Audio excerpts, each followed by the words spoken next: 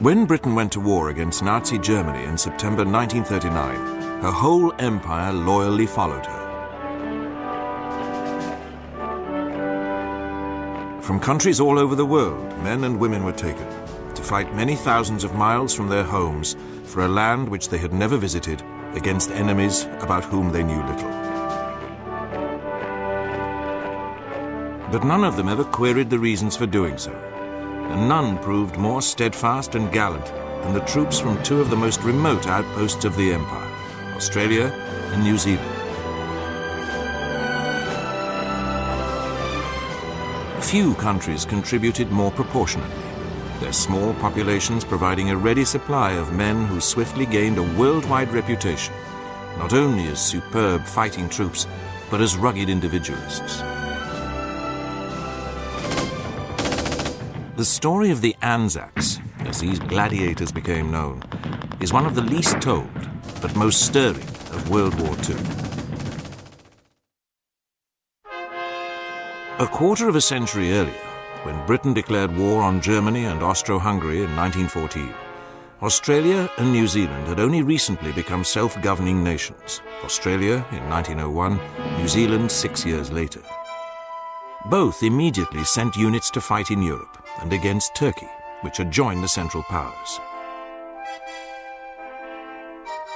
In Egypt, they were formed into an Australian and New Zealand Army Corps, from which came the nickname Anzacs.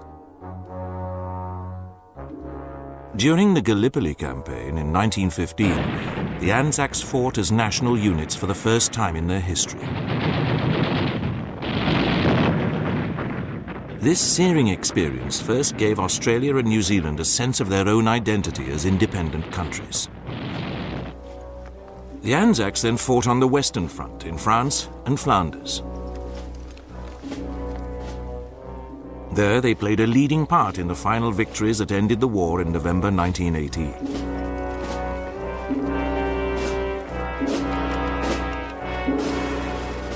Other Anzacs fought in Palestine, forming the main part of the Desert Mounted Corps. Their dramatic breakthroughs and advances helped to shatter the Turkish defenses. The memory of what the Anzacs had endured at Gallipoli during 1915 became a fundamental part of the identity of both countries as proudly independent nations.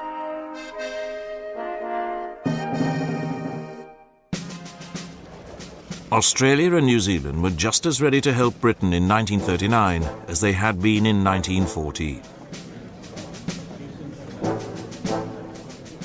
Each offered to send a division of troops to take part in the war in Europe. But it took time to build up and train their small peacetime forces for war. Many of the men recruited were well used to a hard and rigorous life in the outback or mountains and made natural soldiers, although their attitude to traditional military discipline often left much to be desired.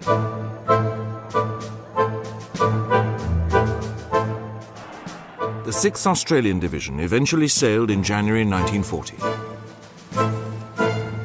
Its men landed in Egypt, as their fathers had done 25 years earlier. But this time the threat came not from Turkey, but from Mussolini's Italy, with its colonies in neighboring Libya and Abyssinia. When the Australians arrived, Italy had not yet declared war, so the division was able to continue its training, and it was soon joined by the New Zealand Division. This was commanded by General Bernard Freyberg, who had won the Victoria Cross during World War I.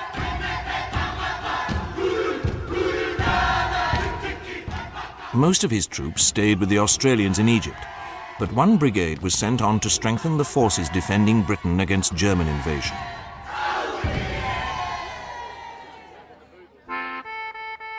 The relaxed attitude of the Anzacs to military discipline quickly made them notorious, but the more hidebound British Army High Command could not fault their enthusiasm. They often referred to themselves as the Diggers, a term originating from the gold rushes in Australia of 100 years earlier. New Zealand's small population of barely 2 million meant that the mobilization of a complete division stretched her resources to the limit. Whereas during the summer of 1940, the Australians were able to form another 2 divisions for home defence and send sufficient troops to the Middle East to form a 2nd division there.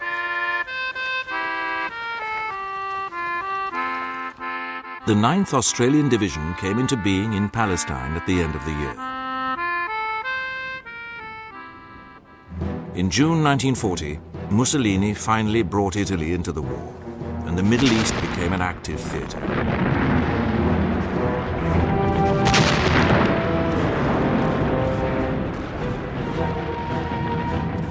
The Anzacs did not take part in the early battles, as the Italians advanced cautiously into Egypt, and were then pushed back in early December 1940 by a British counterattack led by the Desert Rats of the 7th Armoured Division and the 4th Indian Division. But during a lull in the battle in mid-December, the 6th Australian Division moved forward to relieve the Indians who were being redeployed to East Africa.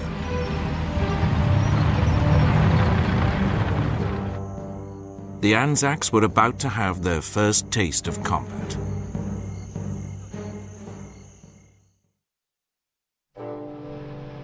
The troops of the 6th Australian Division moved forward to begin the next stage of the British assault on the Italians at the beginning of January 1941.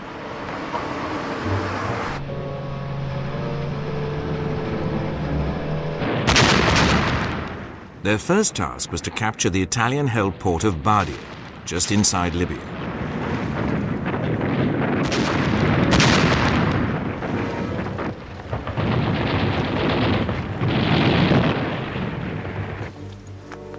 After a 2-day battle in which 38,000 Italians surrendered, they entered it on the 5th of January. Their next objective was Tobruk, a further 90 miles along the coast. This fell on the 22nd, and the Australians then pushed a further 300 miles towards Benghazi, while the 7th Armoured Division thrust inland across the Cyrenaican Bulge to cut off the retreating Italians.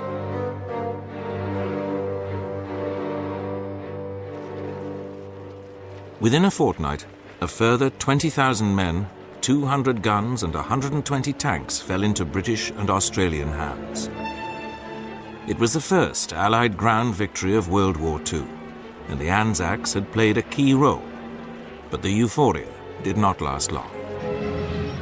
Within a week of this victory, Erwin Rommel and his German Africa Corps began to land at the Libyan port of Tripoli. While Rommel prepared to attack, 6th Australian Division was relieved by 9th Australia.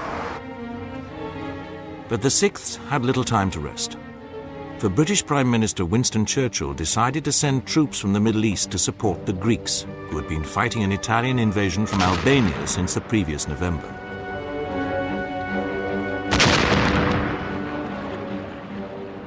Sixth Australian Division and the New Zealand Division, now rejoined by the brigade which had gone to Britain in 1940, formed part of the force.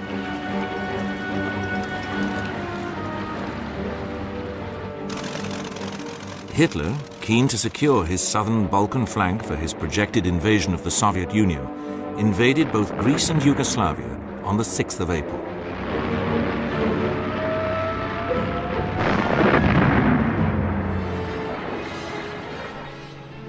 The Anzacs fought bravely, but could not hold back the German blitzkrieg. Yet they were by no means demoralized, as New Zealander Lieutenant Charles Upham, in peacetime a sheep farmer, told a BBC interviewer. The division over here is growing from strength to strength, and the morale of our own troops is unsurpassed. You will hear more from us again. The Royal Navy evacuated the British force, and part of the Anzacs went back to Egypt. They would soon have the opportunity to gain revenge.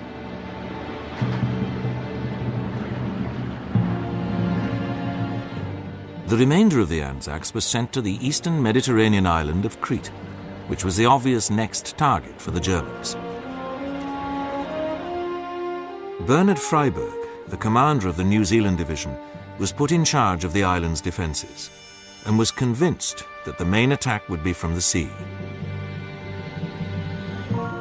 In reality, the Germans were planning a revolutionary airborne assault, which completely wrong-footed the British and Dominion forces.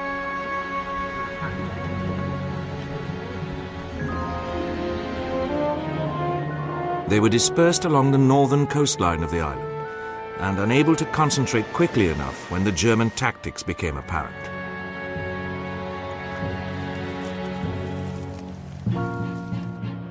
German air supremacy proved crucial, and once the paratroops had secured an airfield and could land reinforcements, the issue was no longer in doubt, despite gallant resistance by the defenders.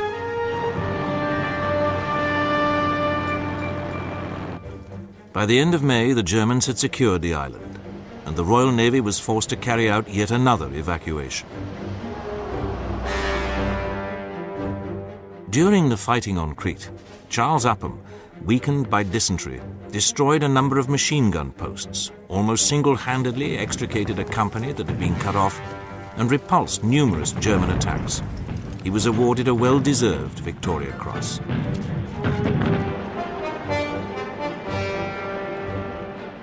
The disaster on Crete, following that in Greece, might have made lesser troops believe that the Germans were unstoppable. But not the Anzacs. Do you see this? Good old Gertie. I dragged her 150 miles back to the coast. But did you use her? I'll say I did. But give old Jerry hell with it. Yes. We're looking forward to our next date with him too. Just let me have another crack at them. That's all I'm waiting for. The sooner we get at them again, the sooner we'll be home. We'll give them all the works next time. And we certainly made a mess of them this time. They would soon have their opportunity, for while Greece was collapsing, Rommel had attacked in Libya and driven the British pell-mell back into Egypt.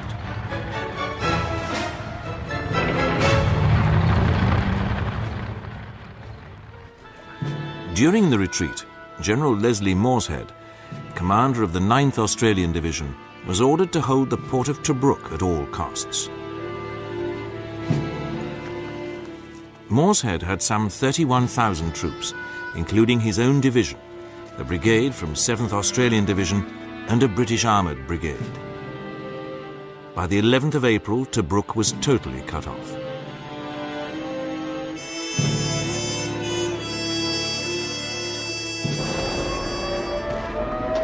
It was subjected to sustained Axis air attack, which threatened to cut off all supplies.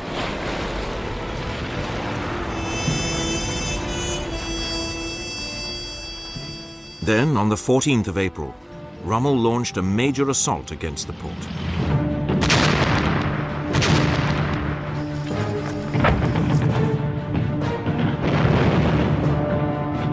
Axis forces succeeded in getting inside the Australian positions.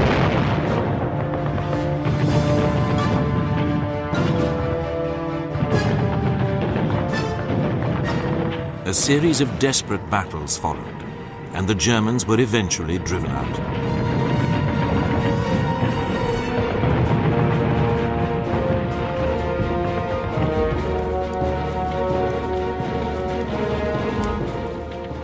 During the fighting, Corporal John Edmondson of the Australian 2nd 17th Battalion won a Victoria Cross for holding his position despite being severely wounded. Edmondson died of his wounds, and his posthumous award, the first of 20 to be won by Australians during the war, was received by his parents.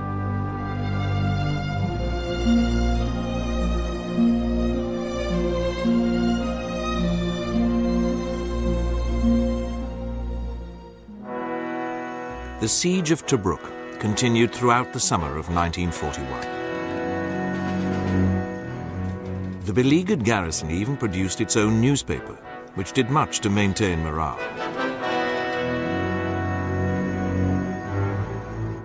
Despite the constant Axis air attacks, the Royal Navy did manage to keep the garrison supplied and evacuate sick and wounded back to Egypt. The Australians proudly nicknamed themselves the Rats of Tobruk. Many lived in caves, conveniently situated close to the front line.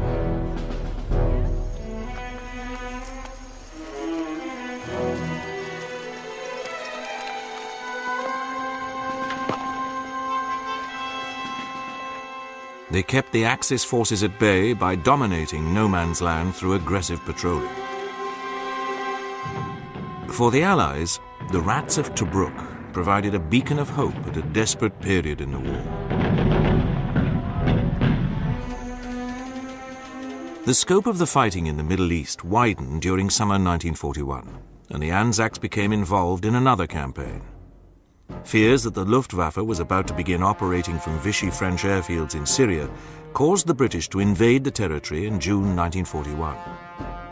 Among the troops taking part was 7th Australian Division and elements of the 6th Division.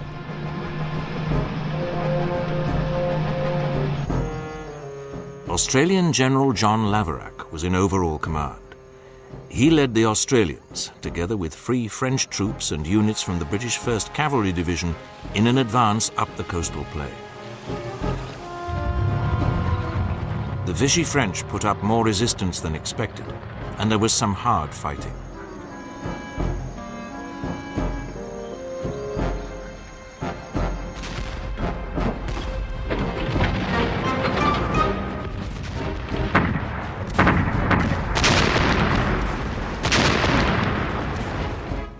Nevertheless, the overstretched Allied force pushed forward.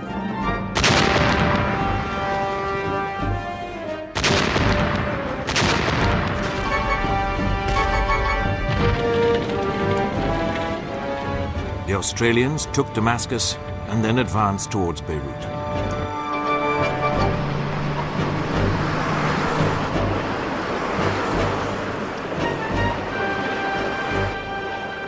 They occupied the Lebanese capital just as hostilities ended.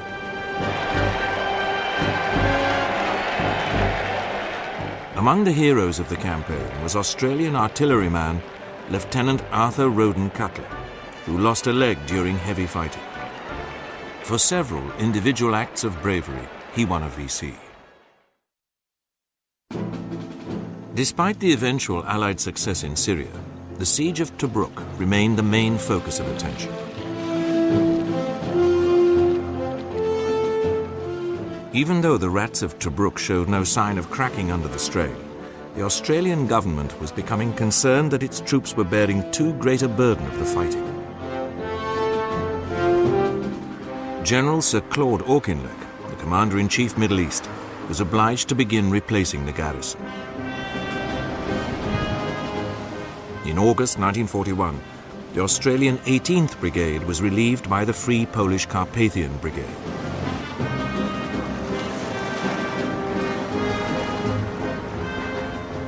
The relief continued into the autumn, but one Australian battalion would remain in Tobruk until the very end. Auchinleck was also preparing an offensive designed to drive Rommel back and relieve Tobruk. He launched Operation Crusader on the 18th of November. The New Zealand Division, supported by a British tank brigade, was given the crucial role of linking up with the Tobruk garrison, which had been given orders to break out.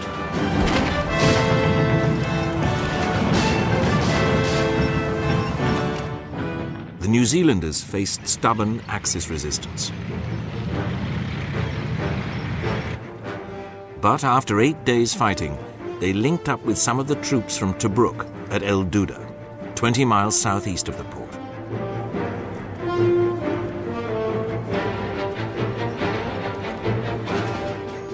The New Zealanders now had to withstand a series of furious attacks designed to drive them away from Tobruk. Eventually, the division was cut in two by 15th Panzer Division and forced to withdraw, but not before it had made a significant contribution to wearing down the Axis forces. Within a week, Rommel had withdrawn from Tobruk, and by early January, the British were once more in control of Cyrenaica, having inflicted heavy casualties on the Axis forces.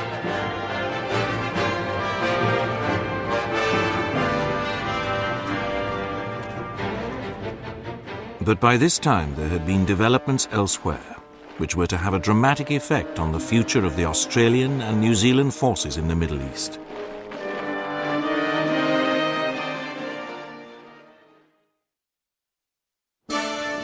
On the 7th of December 1941, the war came closer to the Anzacs homelands as Japanese carrier-borne aircraft made a surprise attack on the US Pacific Fleet base at Pearl Harbor, Hawaii.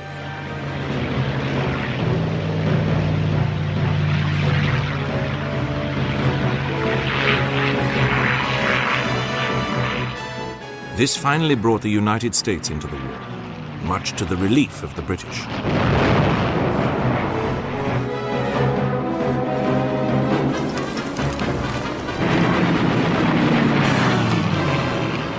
But the conflict now took a grim turn for the Allies.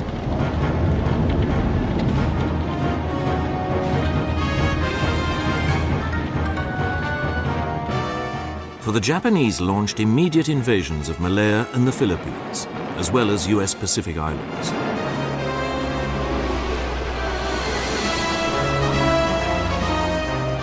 Now that the war had suddenly reached their doorsteps, the Australian and New Zealand governments requested the return of their troops from the Middle East.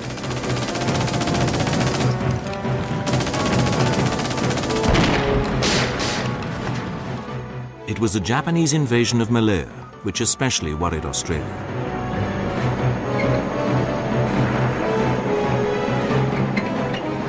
And this concern grew rapidly as the Japanese advanced swiftly down the peninsula.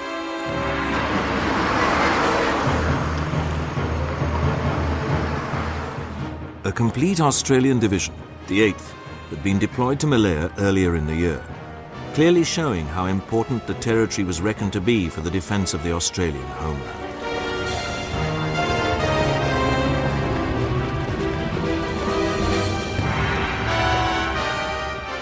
Two Indian divisions covered northern Malaya, while the Australians, under General Henry Gordon Bennett, were responsible for the south.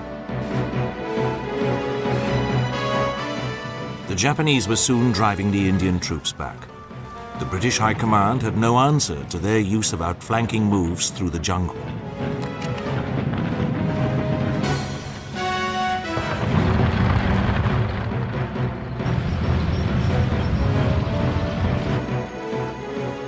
By mid-January, Gordon Bennett's men were in action, but could not stop the Japanese onrush.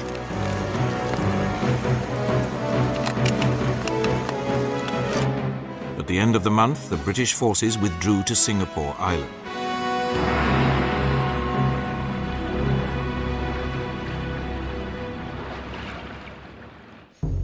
Two weeks later, it was all over. The British and Dominion troops were forced into an ignominious surrender.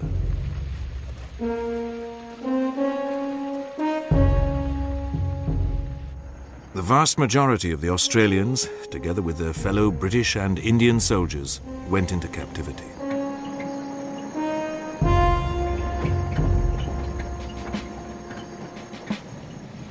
They now faced over 3.5 years of Japanese brutality.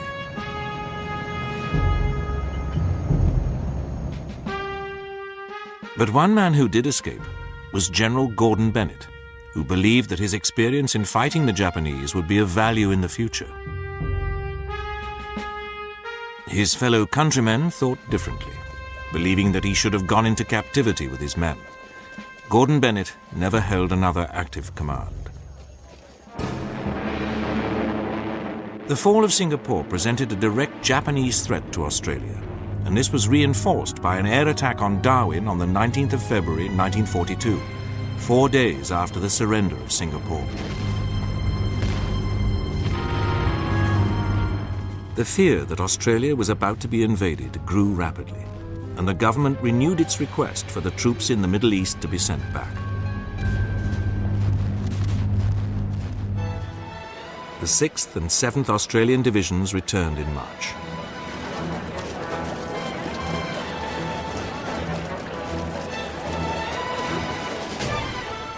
Their families were overjoyed to see them again, but it would not be long before they were parted once more.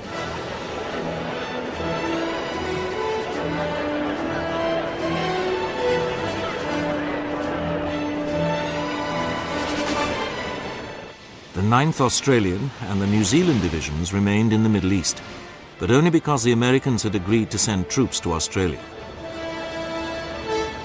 These began to arrive in April 1942.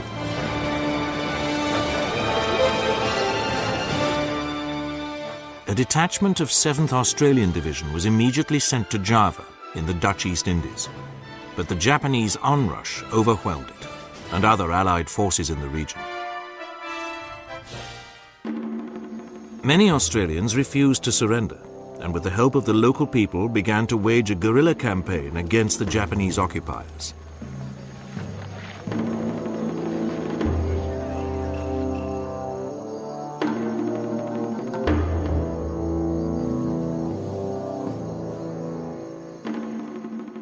The focus of the Japanese assault now switched to New Guinea, with landings being made at Lae and Salamaua in early March 1942.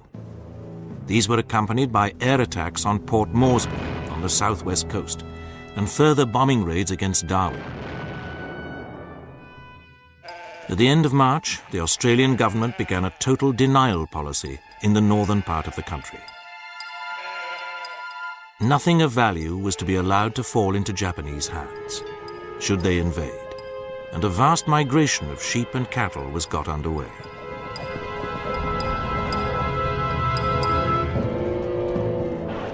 American General Douglas MacArthur, who had been ordered by President Roosevelt to leave the beleaguered Philippines, arrived in Australia and became the Supreme Allied Commander, Southwest Pacific.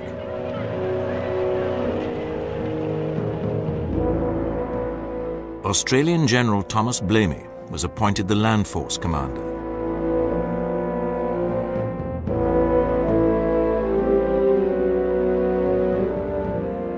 The ultimate Japanese objective in Papua New Guinea was the capital Port Moresby, which they planned to seize by an amphibious assault. But this meant that they must bring back their carriers, which had been sent to the Indian Ocean to harry the British. While these were returning, the Japanese continued to occupy the western part of the island, while their Port Moresby invasion force sailed from Rabaul in New Britain on the 4th of May 1942.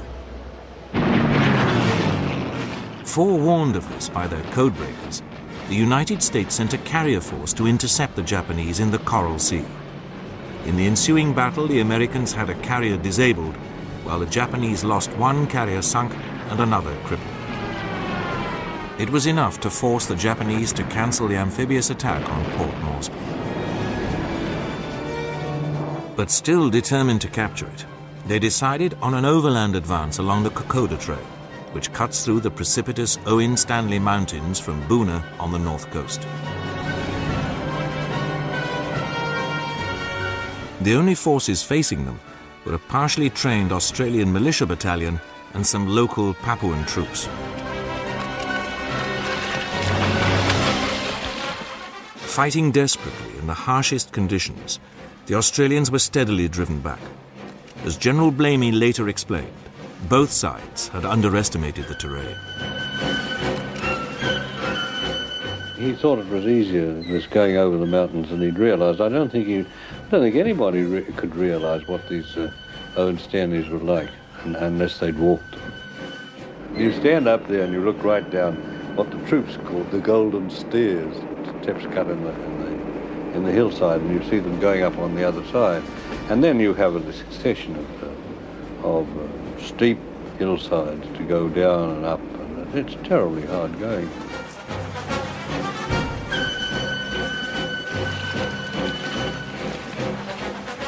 Many men were driven off the trail by Japanese ambushes and outflanking moves, and died lonely deaths in the jungle. The remainder continued to fight on. Heroically, the militia battalion never lost its cohesion, even though its men were racked with disease, wounds, and exhaustion.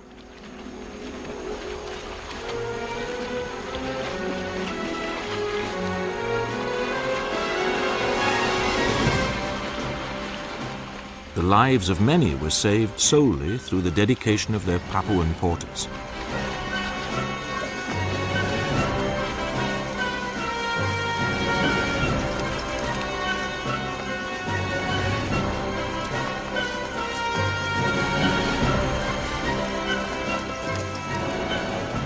Even though the militia were reinforced by 2 further battalions, the Australians continued to be pushed back. On the 10th of September, the Japanese captured the Yorubaiwa Ridge, just 40 miles from Port Moresby. But here the resolute Australian defence prevented them from advancing any further.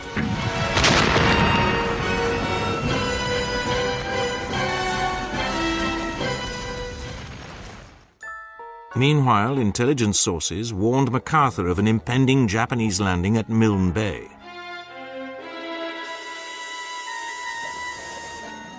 The Australian 18th Brigade was sent there and quickly forced the Japanese to withdraw.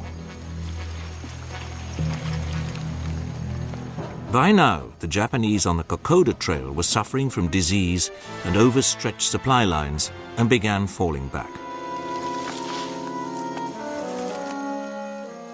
Some had been reduced to such a state that they even surrendered, something which the Japanese military code viewed as a disgraceful act. The Australians followed up and found themselves engaged in another exhausting campaign, clashing frequently with determined Japanese rearguards. Despite the terrain being against them, they steadily pushed their fanatical enemy back.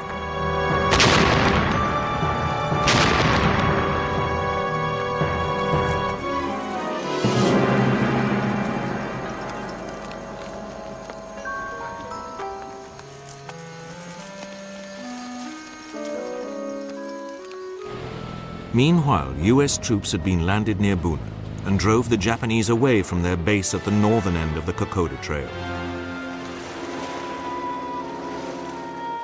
It was not until the second half of January 1943 that the Japanese were finally cleared from Papua New Guinea.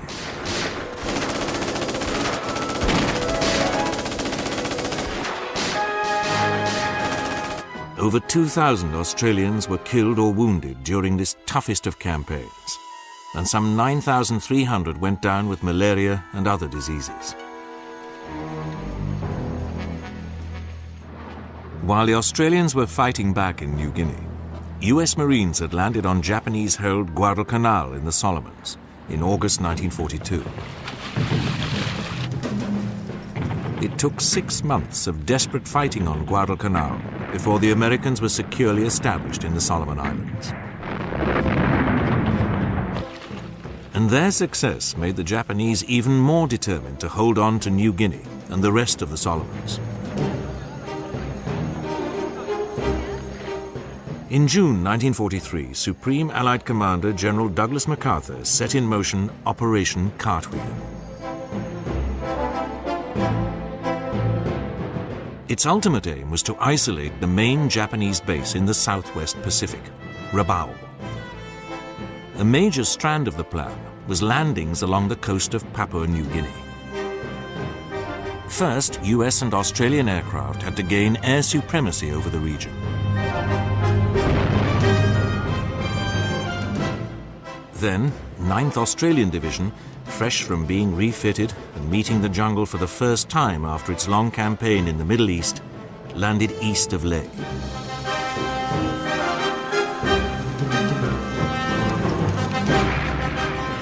Simultaneously, American paratroops secured the airstrip at Anzacs.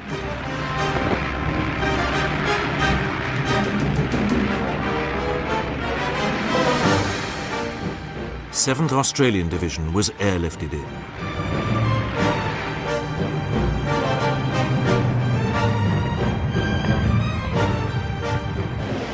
It then advanced north, and with 9th Australian Division moving southwards, caught the Japanese in a pincer movement, forcing them to evacuate both Lae and Salamaua. One of the first diggers into Lae described the devastation for the BBC. But so complete was the rout of the vaunted Japanese that all the damage was inflicted by the Allies. There was no scorched earth policy, if we accept scorched rice and fish, which the demoralised rabble left in huge cooking pots over burning fires.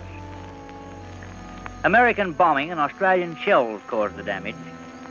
From Heath's plantation, 7.5 miles west of Lae, right to the waterfront, the terrible havoc of heavy bombardment was everywhere. After this success, the Australians, together with US forces, carried out further amphibious landings along the New Guinea coast, constantly cutting off Japanese forces.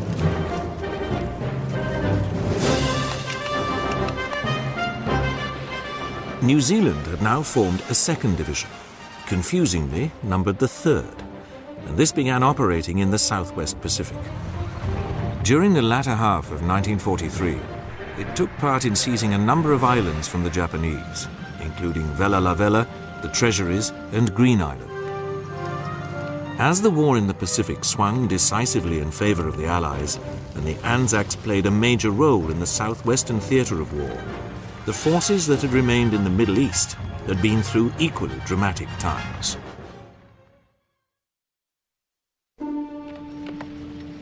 During the first half of 1942, just as the Allied forces were suffering catastrophic defeats in the Pacific, the Anzacs fighting in the desert also seemed about to be involved in another disaster. For Rommel had once more surged forward and driven the British back into Egypt. For a time it looked as if nothing could stop the Axis forces from reaching the Suez Canal.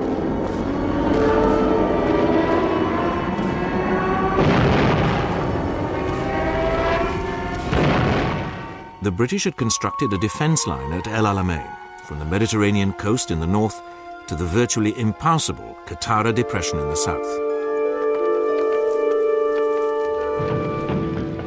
The New Zealand division was in the thick of the desperate battles that raged here for most of July 1942. Charles Upham, who had won a Victoria Cross on Crete in May 1941, was now commanding an infantry company on the Ruwesat Ridge. During bitter fighting there, he was wounded no less than 4 times, but continued to lead his men with great determination. In the end, his position was overrun by superior German forces, and Upham was captured. While he was in prison camp, he learnt that he had won a second VC, to become only the 3rd man who has done so in the history of one of the world's most prestigious decorations for bravery. In August 1942, the British 8th Army received a new commander, General Bernard Montgomery.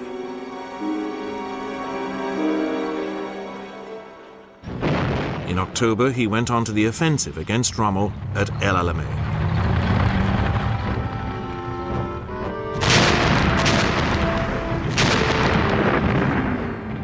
Both the remaining Australian division in the Middle East, the 9th, and the New Zealand division fought with great tenacity during the bruising 10-day battle which finally forced the Axis forces to retreat.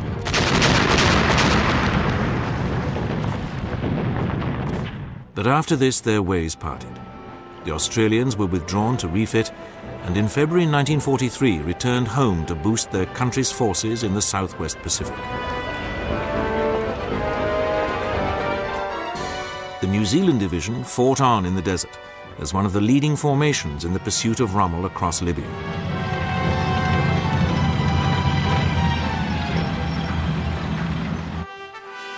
When they reached the capital, Tripoli, Prime Minister Winston Churchill came to congratulate them.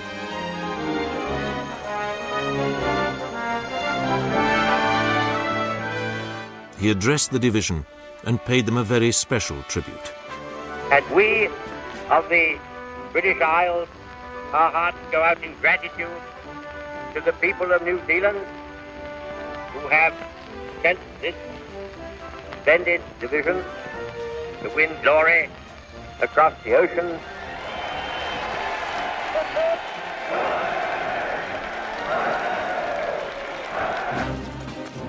The New Zealanders went on to fight gallantly during the campaign in Tunisia, and the 28th Maori Battalion performed outstandingly during the Battle of Mareth in March 1943.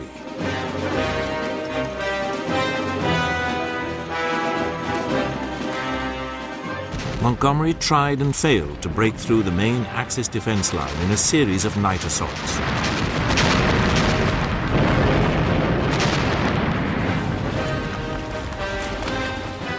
So he then sent the New Zealanders on a wide outflanking move through the Tabaga Gap. The Germans were quick to react, and the Maoris fought a desperate battle to keep the gap open against furious counterattacks.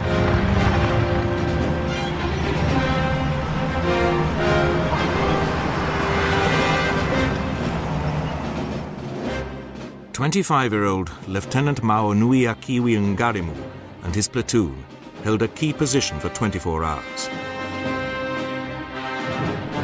He won a posthumous VC for single-handedly breaking up an enemy attack by charging at the advancing Germans.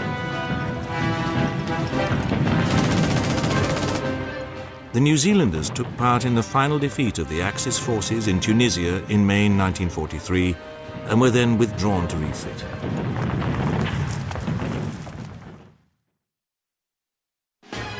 Now called 2nd New Zealand Division, and still under the command of Bernard Freyberg, they remained in the Mediterranean and went on with the 8th Army to Italy.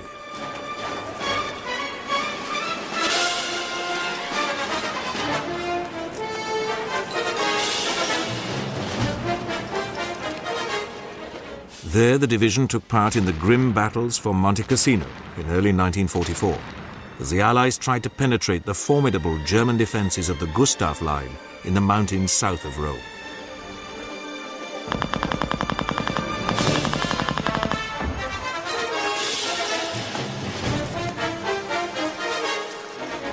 Once more, the tenacity of the Kiwis was tested to the limit, but their fighting spirit remained as high as ever.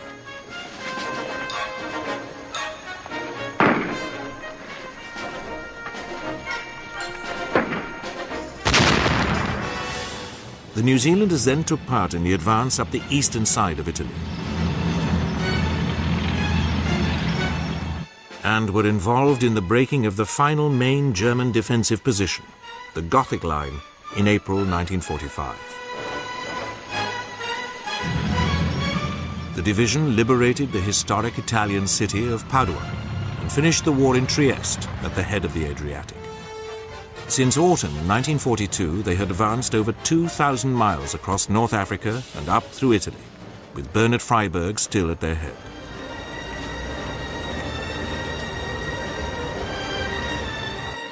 While the 2nd New Zealand Division was playing a major role in the Mediterranean theatre, many thousands of miles away, other Anzac troops were also marching towards victory. During 1944, Australian forces relieved the US troops on New Britain and Bougainville in the Northern Solomons, so that the latter could take part in the campaign in the Philippines.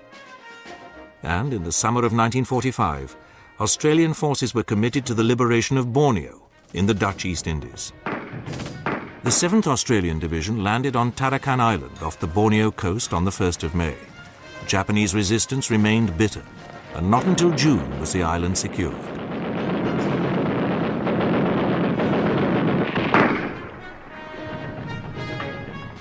Further Australian forces liberated Brunei, and then in July 1945 came the final major Anzac operation of the war, the landings at Balikpapan on Borneo's east coast by 7th Australian Division.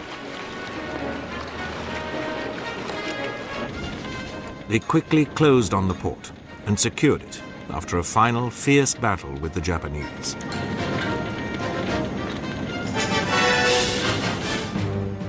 The Anzacs' long war was virtually at an end. But there was still work to do, for after the Japanese surrender, both Australian and New Zealand contingents took part in the Allied occupation of Japan. It was a fitting recognition of the courage the Anzacs had shown during almost 6 years of combat.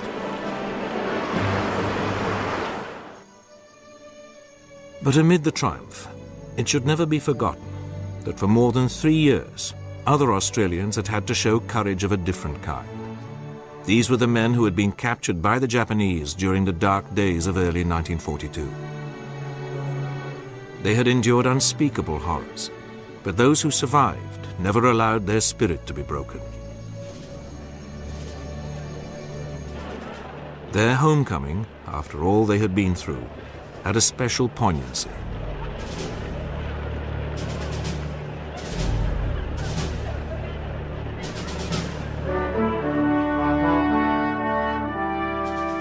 The contribution made by the Anzacs to ultimate victory in World War II had been out of all proportion to the size of the populations of Australia and New Zealand. The cost had been equally high.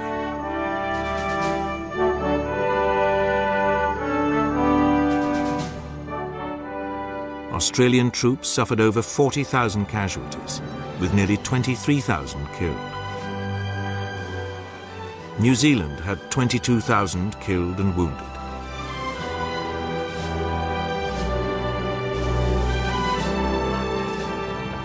In some of the most demanding campaigns of World War II, the Anzacs had demonstrated the qualities that make them amongst the foremost gladiators in the history of warfare.